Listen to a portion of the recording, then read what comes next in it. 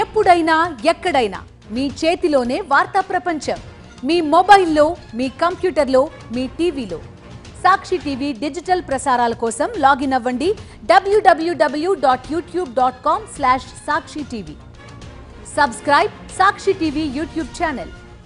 Kollywood star director Lokesh Kanagaraj ప్రస్తుతం Coolie movie promotions తో బిజీగా ఉన్నారు.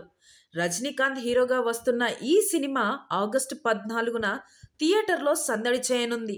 ఈ మూవీలో టాలీవుడ్ హీరో నాగార్జున కీలక పాత్రలో కనిపించనున్నారు.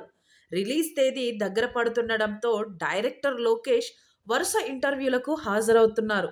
ఈ నేపథ్యంలోనే తాజా ఇంటర్వ్యూలో నాగార్జునను విలన్ గా ఎంపిక చేయడంపై ప్రశ్న ఎదురైంది.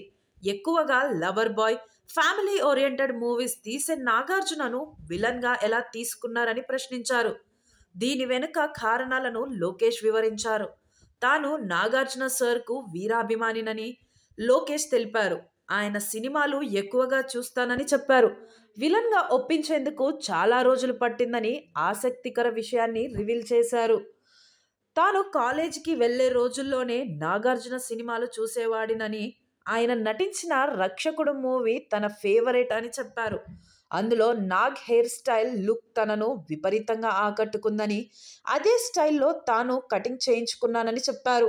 శివ మూవీ కూడా చాలాసార్లు చూశానని, గీతాంజలి, అన్నమయ్య లాంటి సినిమాలకు ఫిదా అయిపోయానన్నారు. కూలీ కోసం నాగార్జునను ఒప్పించడం కోసం చాలా కష్టపడ్డామని, ఓసారి డిఫరెంట్గా ట్రై చేయండి అని చెప్పామన్నారు.